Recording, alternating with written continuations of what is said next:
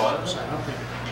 No, we went to Mastodon State Park too. And it wasn't that hard to find. Well, GPS had a picture of something. Well, first I went to the address, but I wasn't even in Fall Park. I mean, it was Hayden County, I don't think.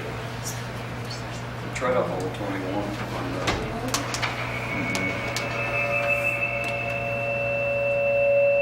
That don't sound good. No. They have a little website. There's a sign. But that's You're thinking That's that's done. a good part. yeah. Stand, please. Pledge allegiance to the flag of the United States of America and to the republic for which it stands, one nation under God, indivisible, with liberty and justice for all. Thanks everyone for coming tonight, braving this cold and snowy day we had. I'll start off by saying the Thanksgiving season is upon us. City of Herman has been a especially beautiful place. Oh, I'm sorry. We have a public hearing. We should do that first, right? Okay, well, we'll start with it later. Dave, do you want to start on that? Sure. So this hearing is called to order at 7:02 p.m. and it's being held this 12th day of November 2018 at Herman City Hall. And it's being conducted to consider the application for a conditional use permit filed by Nicholas Renfro, BNR LLC, doing business as Black Walnut Bistro, for liquor sales for outdoor consumption in a C1 district for greater than 12 operating days per year. The application was reviewed by the Planning and Zoning Commission, and the Commission passed a motion recommending that the Board approve the application. The notice of this hearing was published in the Herman Advertiser Courier newspaper. This Board of Aldermen can provide its decision on this application and should do so within 15 days. If the board finds that the special requirements for a conditional use permit will be satisfied, it will make an order directing the inspector to issue a written permit to the applicants. This Board of Aldermen may grant a conditional use permit for such a period of time as it finds to be in the public interest. This is intended to be a formal hearing somewhat similar to a procedure in court. It is on the record and a transcript is being prepared. The applicants will have the opportunity to present their case. If they have any documents that they desire the board to rely on, they are invited to submit those as exhibits. If they have any witnesses whom they desire to speak, this will be allowed. And if they are represented by an attorney whom they wish to speak on their behalf, this also will be allowed. The board may ask any questions that it may desire, and after the applicants have submitted their position, the board may ask for testimony from others present in the room. The mayor reserves the right to limit each speaker's time. At the conclusion of all testimony and comments, the board may deliberate and then vote on the issue, and whether the application is approved or denied will be carried by a vote of the majority of the board. We will mark as Exhibit 1 the conditional use permit application. Exhibit 2 will be the notice of public hearing. Exhibit 3 will be the affidavit of publication from the Herman Advertiser Courier. Exhibit 4 will be the minutes of the Planning and Zoning Commission meeting, and Exhibit 5 will be the entire code of ordinances for the city of Herman. Mayor Kerber, do you agree to accept these exhibits into the record? I do. And we can proceed, and if our applicants are here, they may go ahead. Okay. Please step up and give your name, please, and tell us what we need to know. My name is Nicholas Renfro, and this is Brittany Renfro, and we own BNR LLC, DBA Black Walnut Bistro, and we're looking for a conditional use patio, application in front of our building, which would take up part of the sidewalk space. Do you have the forms that we provided? So we made sure that patio allotted enough space for all handicap, accessible guests, 5 feet beyond our patio, and it seats 14 people. So, fairly small patio, but So the patio then will be cordoned off, so to speak, somehow to designate that part of it from the other side. correct. So the patio will be encased in a non-permanent fence that just connects together. So if there's any fire hazards or anything, it can be removed fairly easily. Okay, and there is, I see, looks like 5.5 feet, Correct. and that's the minimum is 5 feet, which includes any lines or, you know, if there were people in line to get in the building, anything like that, which is a good problem to have, I guess. Yeah. But, we can only hope. okay, yeah, well, that's the idea. I mean, does anybody have questions on this? No, I think the planning and zoning, we went over all the questions we could think of, and they're following the guidelines just as they should be, so we didn't have any problems with it at planning and zoning. So. Any other discussion? Any motions? I move to approve. I'll second. We have a motion made and seconded, all in favor, say aye. Aye. Any opposed?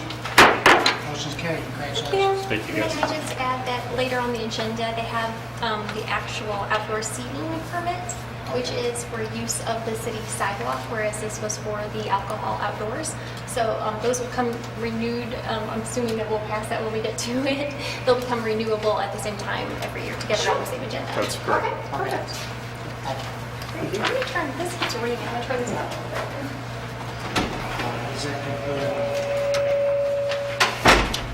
That concludes our public hearing for the night, and we appreciate your being here and getting that for us.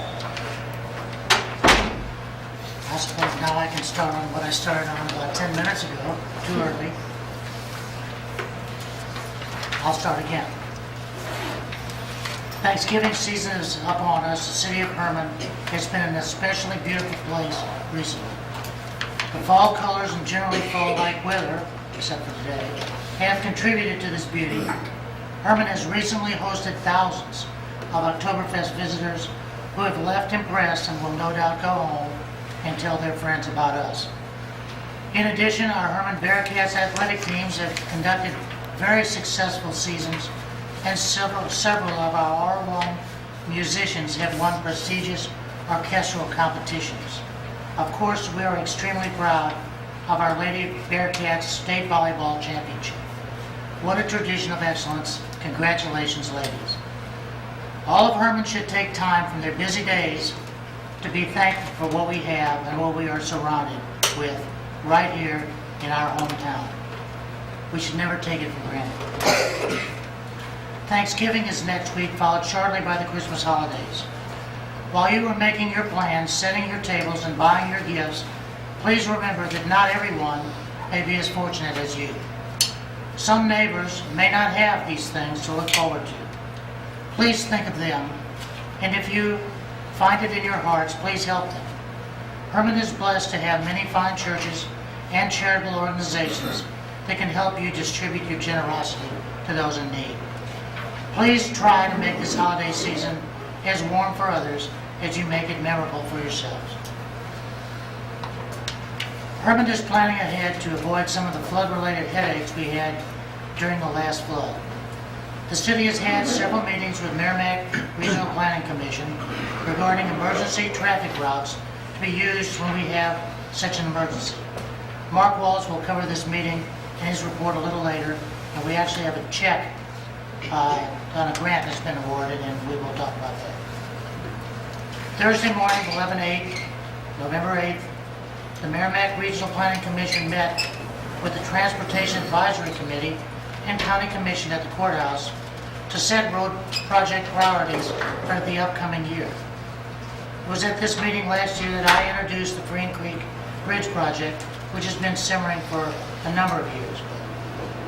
This would replace the structure with a new one. Last year, we were prioritized as Gasconade County's number 4 priority. And Thursday morning, we were reprioritized at number 2. We will go to the final selection meeting on December 3rd and plead our case again. The city's worked hard to put our bridge in a position to be more quickly considered for replacement.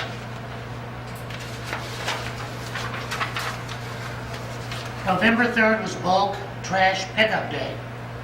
I would like to thank Tri-County Trucking for providing 2 days each year when you may put anything except building materials, practically anything, at your normal pickup spot and your trash hauler will haul it away.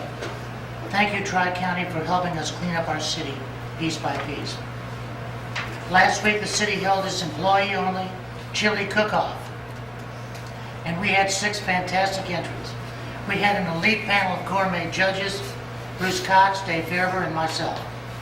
The winner was Wayne Bruckeroff. Congratulations to Wayne. He had a very nice trophy. I don't think we didn't bring that, did we? He won't probably give it up, but we might get a picture. A grant update, the demolition grant for the Yellow Block building and 2 other buildings. We expect to have visits possibly this month from inspectors to look at the sites, and a decision possibly in December or January. Let's keep our fingers crossed on that. Fall leaf pickup will be every Tuesday and Thursday beginning in November. It possibly could last into December, depending on how the leaves fall. Leaves must be bagged and set by the curb. Christmas lights are up. Our electric department went to work a little early to get the lights put up before we had really bad weather. Looks like a pretty good idea. It's illegal to let dogs run at large. There have been a few complaints lately about this, and it's worth repeating. This ordinance requires that all dogs must be on a leash, even if they're on their own property, if the property is not fenced, completely fenced. The sign ordinance that we've discussed so much the last few months will be discussed in the joint meeting of the Planning and Zoning, Board of Aldermen, and Landmarks Commissions. The date of this meeting is being determined. I met with Bob Bull concerning the future of the Bull Alderman Trailer Court last week. Mr. Bull reiterated his intention of moving all the remaining trailers to his other trailer court as soon as it's practical. At present, 5 trailers are in the process of being auctioned and will be removed after the auction. Another trailer is in the process of having the title more clearly defined, and then it will be removed. That's my report for now. Do you have A little bit, yeah. As the mayor mentioned last Tuesday, we met with the MRPC staff to kick off our flood detour route study.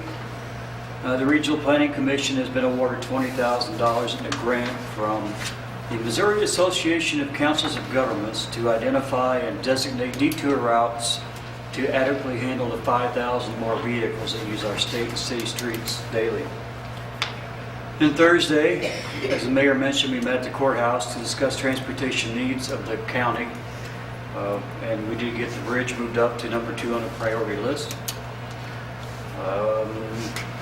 We have a large check here that was donated, a grant from the Community Foundation of Herman for $10,000 for the city to buy and implement signs and barricades for the flood hazard areas. And we get a picture of that? Sure, let's, Okay. Susan? Mark? No, I don't know. Go ahead, you two. We wanted to do this with a representative of the Community Foundation of the Oakland. Should we put it in front of Mark? Actually, we can hold it, Dave's still in the picture. Okay? Don't worry about it. And we thank them for this. There are 2 Oh, yes. grants. Should we get it down or up, or where you want us? Move towards you? No, you're fine. Tilt it up or carry it. Okay.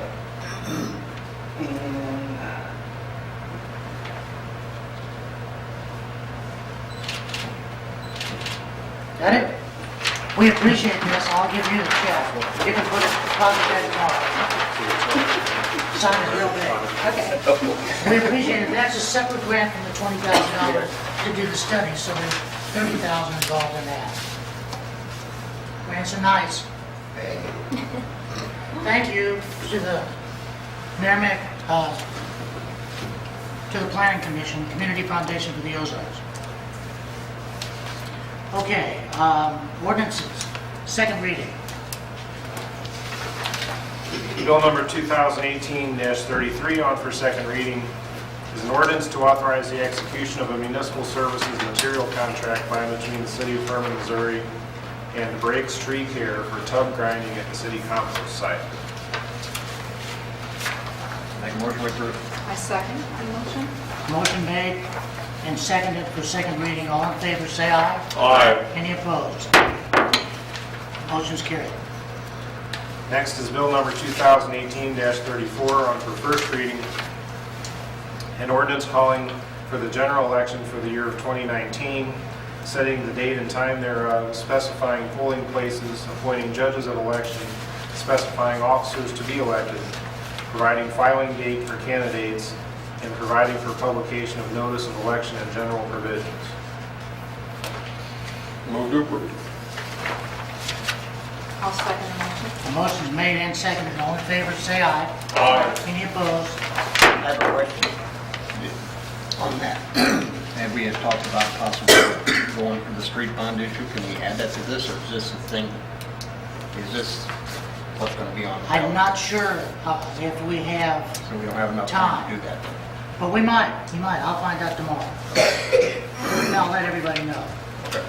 Yeah, okay. Sure be nice to have it all done. I'm making a note here.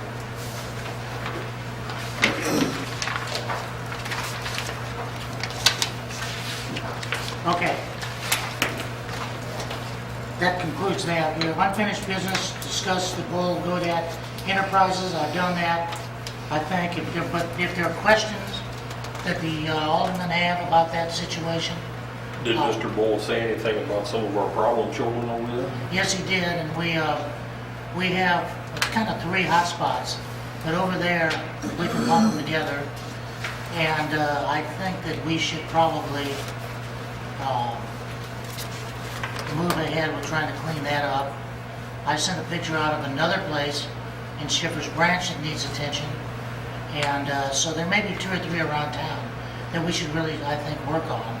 Brian sent an email around telling what we've done in the past, which I thought was good. I don't know if you want to get into that right now, but Just the nuisance ordinance that's in place and the process involving the building inspector and the amount of time you need to notify the property owner, and then we can dispose of the nuisance if there's, if it doesn't get cleaned up. does that require an automatic vote? Get that started, Dave? To get it started, no. I think it needs a complaint, right, from a Well, we neighbor. have one. The On chief, one of them. the chief always writes a letter to those people. It seems to get their attention. It's been fairly efficient in getting things cleaned up. And I'm sure he'd do that for us again. Well, I wish the ones in Bull's Trailer Park and the one in Schieffer's Branch get that letter. Yeah, well, they will. And if it doesn't, If they- we need to move forward with it. It's just Yeah. getting out of hand. Right, I agree, and it's been that way for years. So it's not our first rodeo. Well, they cleaned it up just enough to make us go away, and then they just start cluttering it back up. That's just, Dave, we may have to help Mr. Bull with, he's having difficulty with the title request for the burned out trailer in his park. He needs to get a title for some reason, to get somebody who wants to take it and haul it away. I don't quite understand it, but the details, maybe he can write them down, and if we can help him do that, if anything we can do to help move some of that out. This one's gonna be hauled off to somebody who I guess wants it, but needs to have a title. It's been abandoned, and the county won't issue a title, because he hasn't proven ownership, I suppose, of some sort. So we'll look into it. Okay, new business, determination of residency form for owner-occupied B&B homes in all residential districts. You probably have a copy of it. It's kind of a Franken form. I put everything on there that I could think of and then sent it to Trish to look at and have the ladies look at. I'm not sure if they did or not, but I think they should, and I think they should make comments. The idea here is that when somebody comes in for an application for a bed and breakfast home, that we give them a form, I suppose even for a bed and breakfast inn, but we give them a form and tell them they can take it if they want to and fill it out. It has a lot of information on there. But it's difficult for us to determine residency. And we want to do it with some information that the owner has provided to us. If that's wrong, then they're the only ones to blame. So it doesn't really matter exactly what's on the form, but it should have enough information that we can feel that they actually do live there, that that's their primary residence. Dave or Brian or anybody? Is this for just new bed and breakfasts that are coming up? Yeah, We're not gonna make all the yes. existing ones do this? No. I don't think, I wouldn't think so. Because I think it's overkill myself. well, yeah, it might be overkill, but what we have now is underkill. We don't have a kill. And the kid continues to bite us because I think we've had hearings and we still have complaints that those people don't live there, and we don't need to get into that, retry that now. But if you have a better idea, please put it down and I'm all ears. With just the first attempt, that's it. I tend to agree with Bruce the first time I looked at it as being overkill, but then I also look at the trouble we get into because apparently we don't ask enough questions. And I'm wondering, is it enough? One thing I would like to see on it is something that says if any of this information is found to be false or incorrect, your license will be revoked or can be revoked. Dave, you know the legal terminology for it. I mean, they need to know that if they falsify this information, their license could be pulled. I think Because that- as people like to say, well, it doesn't say that. Well, it needs to say that clearly if we're going to do this. Okay, anybody that has any ideas, anyone, please forward those. Send them to me, send them to Trish, send them to Dave, but send them to somebody so we can get going on new. Okay, 2019 health insurance renewal. That's been out there, and Trish has got some information on that, and I think everybody actually knows about that. But Trish, do you want to kind of give us a little short summary of that? I can. I think you all are aware that our grandfather plan that we had with Coventry is finally no longer being offered again this year. So that required us to fill out all the health questionnaires, all the employees, and go out for underwriting for our broker to shop out new plans for us. I had a lot of trepidation going into this, fearing what might happen, but I think I'm happy to report that we came up with a really, of the options we were given, I think there's a good one here. Only a 1% increase over what we are currently paying. It changes the plan back to a little bit more of a traditional plan where the employee would pay co-pays for prescriptions and doctor visits as they go. As the prior plan was, you had to pay the deductible first and then the co-pay.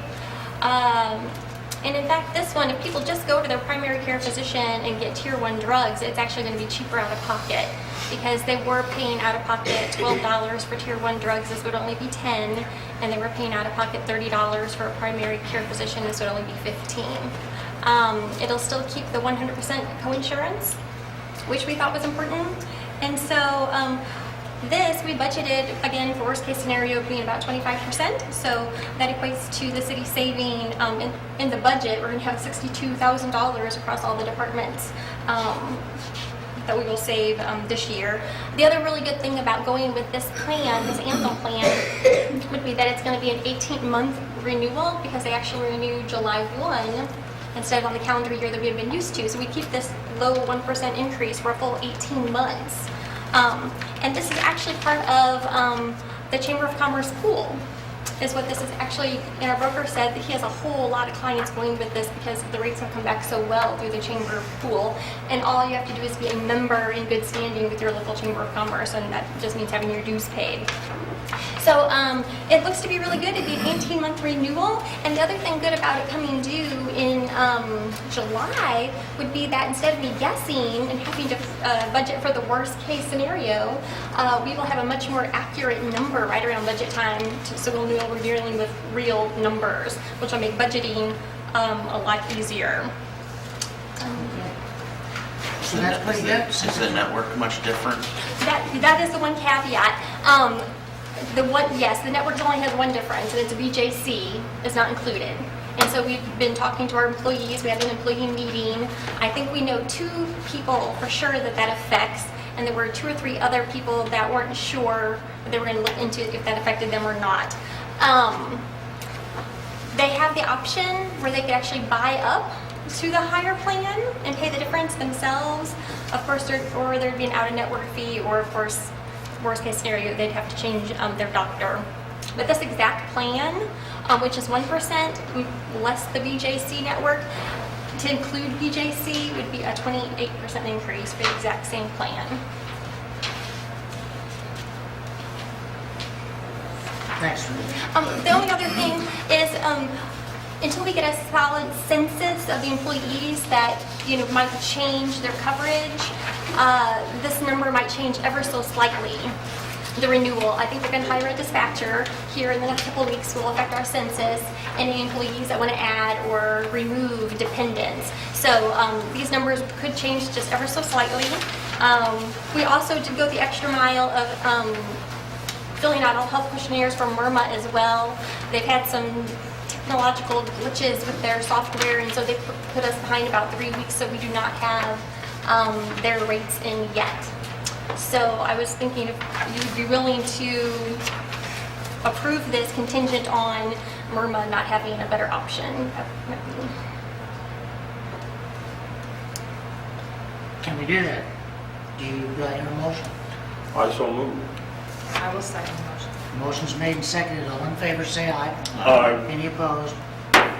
Motion's carried. Good job. Okay, motions for the minutes. Make a motion to approve the minutes. Second. Motion's made and seconded. All in favor, say aye. Aye. Any opposed? Motion's carried. Invoices for payment. Make a motion to pay the bills. Second. Motion's made and seconded. All in favor, say aye. Aye. Any opposed? Bills are paid. Item C, outdoor seating application for Nicholas Renfro, BNR LLC, DBA, as the Black Walnut Bistro. Actually, the name is shorter than all that. Okay. This is a motion. We've heard we've approved it. P&Z's approved it. So again, the only difference with this is the city actually giving them permission to use the city's right-of-way. Otherwise, all the rest of this is basically duplicate information. I put in here a copy that they received as well of the city code, and you can see where they've gone through here and they've followed. I read it through again today, and they've followed all of these and met all these requirements. Move to approve. Second. Motion's made and seconded to approve. All in favor, say aye. Aye. Any opposed? Motion's carried. Conditional use permit renewal, Bold Godad Enterprises, LLC, formerly Harold and Rebecca Zastro, for a mobile home pad not located in a planned residential mobile home district, a PR-L, at 430 West, 430B West 6th Street. Now, this is one initially, I believe we had under the name the Zastro, but it's actually, Dave, we think it's better to do it this way. So- Yeah, I think it's better to have the owner of the real estate or the property owner being Bold to be the holder of this permit, because they're the ones that if this particular tenant or resident moves, and then we're looking at whether the 6-month clock starts or not in terms of whether a new resident comes, it's Mr. Bold that it affects. And Mr. Bold would potentially lose the right to be able to use this for a mobile home pad. if the right or wrong circumstances exist. Okay. Is there discussion of this? If so, let's, Of all the problem children over there, this is not one of them. So I will move to approve. I need a second. I'll second. Okay, we have a motion made and seconded. All in favor, say aye. Aye. Any opposed? Motion's carried. Item E, declare 1999 Jeep Cherokee 4x4 as surplus property.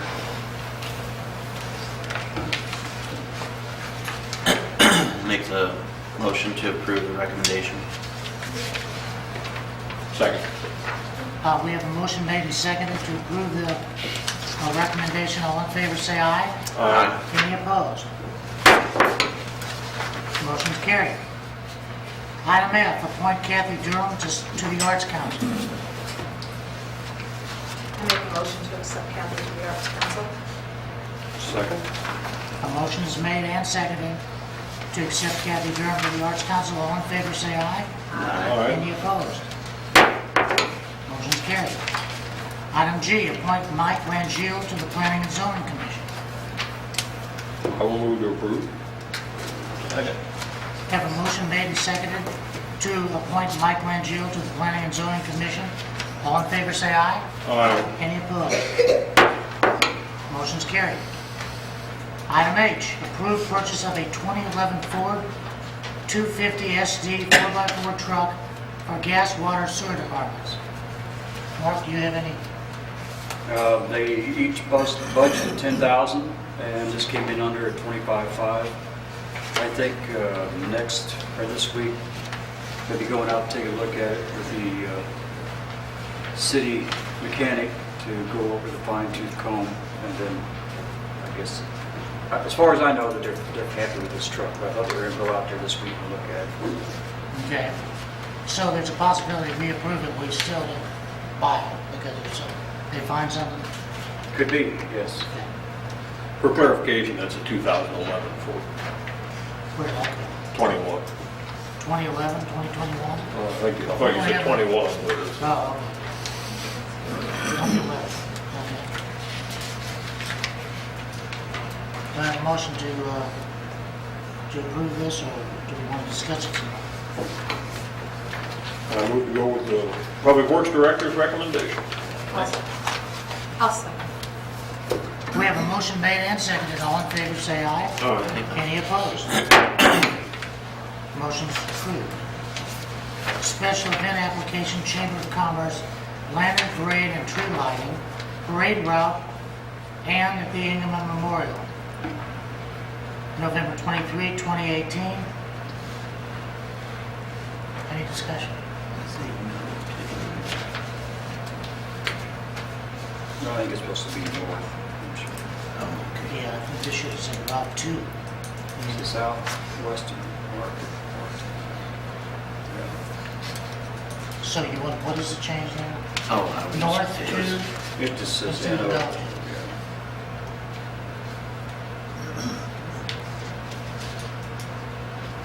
Make a motion to approve it. Second. We have a motion made and seconded. All in favor, say aye. Aye. Any opposed?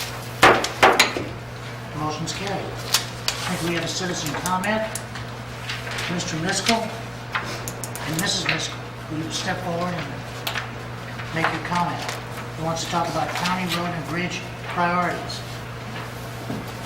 My wife's my bodyguard. My name's Larry Miskell. I live at 107 Bayer Road here in Herman, and I'm the presiding commissioner of Gasconade County. What I want to do is based on what I've read on social media, questions that I'm now getting about the bridge over Friend Creek. I think I need to clarify the county's, from the county's perspective on that. Last Thursday, there was no Transportation Advisory Committee meeting, better known as TAC meeting, at the County Commissioners meeting last Thursday. The meeting, that actual meeting is December 13th at Merrimack Regional Planning Commission, or MRPC. That was the annual visit of the MRPC Executive Director and the Regional MoDOT Engineer to assist the county in prioritizing the road and bridge projects.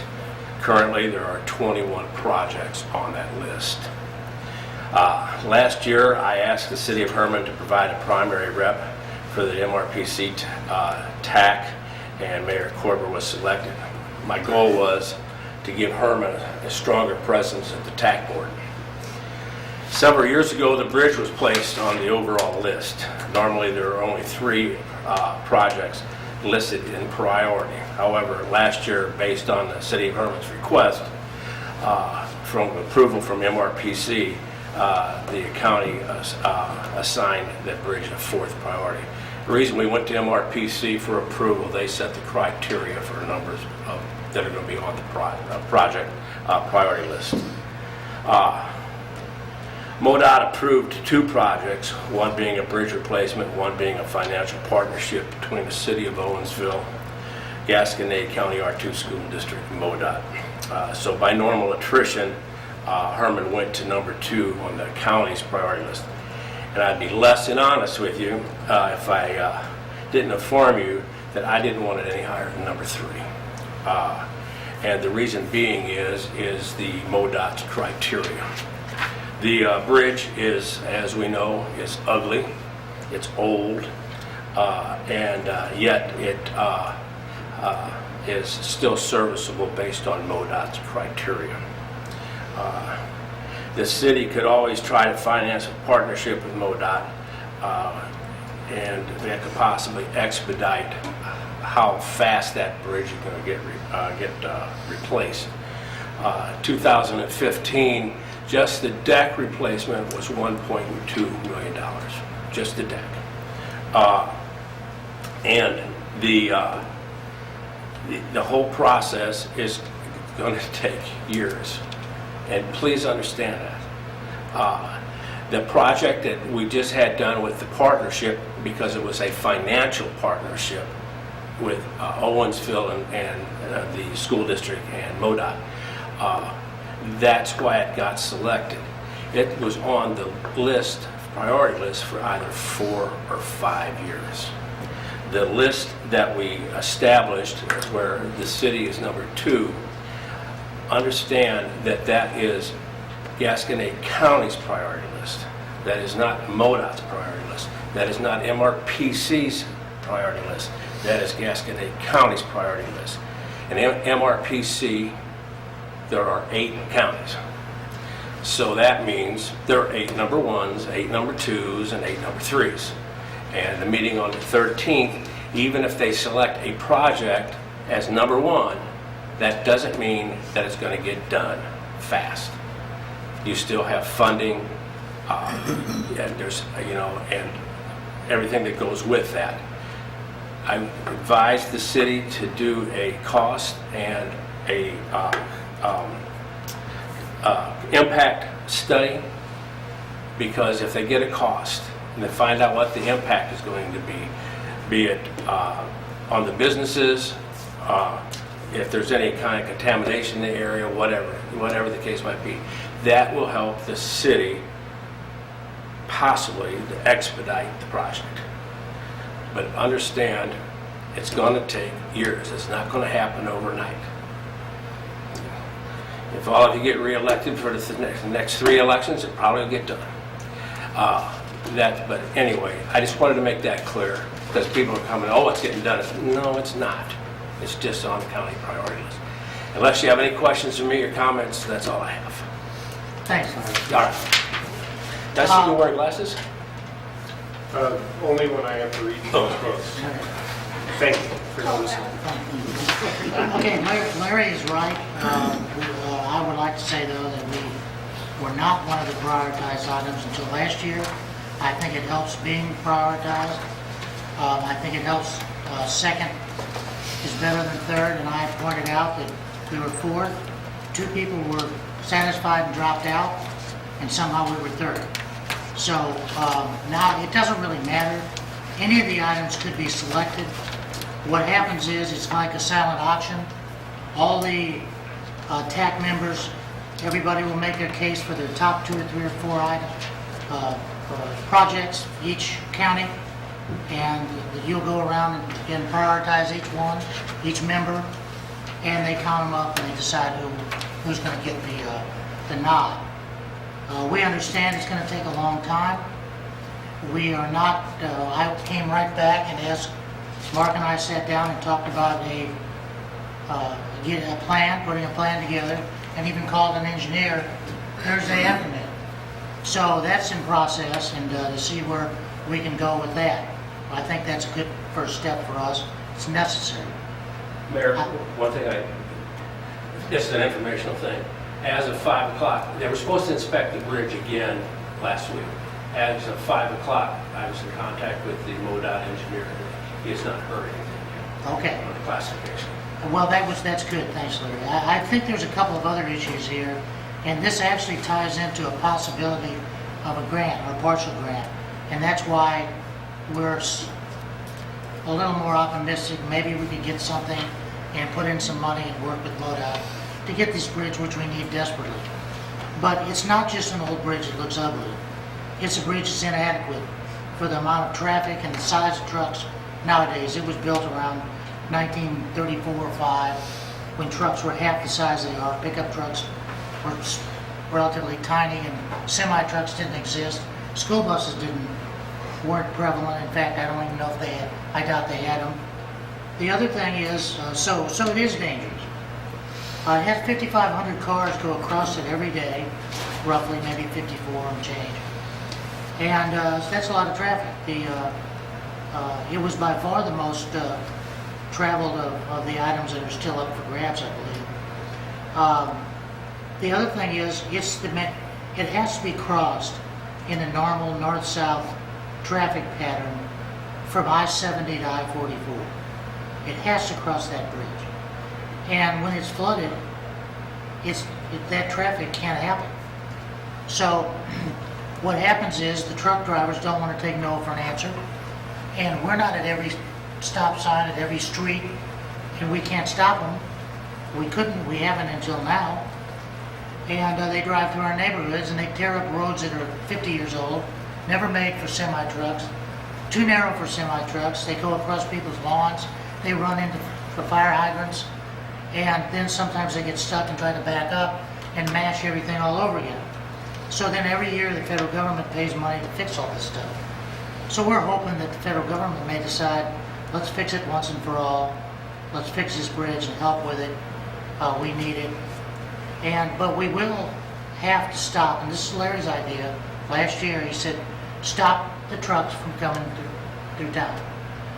And we're going to have to do that, because we can't personally, as a city, guarantee the damage, fix the damage that happens every time we have a flood from these semi-trucks. So all this, we can't help it that we have hills here and that we have floods here. We didn't used to have all that, but with the changes in dikes and levees and the Corps of Engineers, now we do. And what happened every 25 years now seems to happen every 2.5 years. But we pay for it, and we can't. So with all that having been said, I'll close on this thing by saying we're looking at a grant, we're looking at engineering studies, and we appreciate Larry Biscoe's help on this item, because he did put someone from our area, me, on the Transportation Advisory Board or Committee, which we didn't have before. It used to be the mayor of Owensville, the manager of Owensville, and the Southern District Commissioner. Well, there was nobody from up here, so now we have that. And so anyway, I'm out there swinging. So thanks, Larry. We appreciate that. Okay, we don't have any reports. We do have a closed session, so we appreciate it. Let's open, if I could have a motion to open closed session. I move we go to open session and to closed session for the purpose of dealing with matters relating to legal action, cause of action, litigation, or privileged communication between the city's representatives and its attorneys. And leasing, purchase, or sale of real estate. Is that in there? For real estate, yeah. Oh, it's under that, oh, okay, and leasing and purchase or sale of real estate, sorry. Is there a second?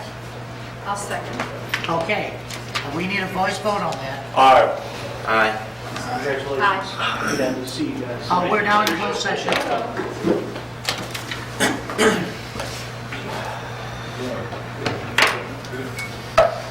Trish, do we have a napkin or some kind of towel? Yeah, I got you. Yeah, I got it. Huh?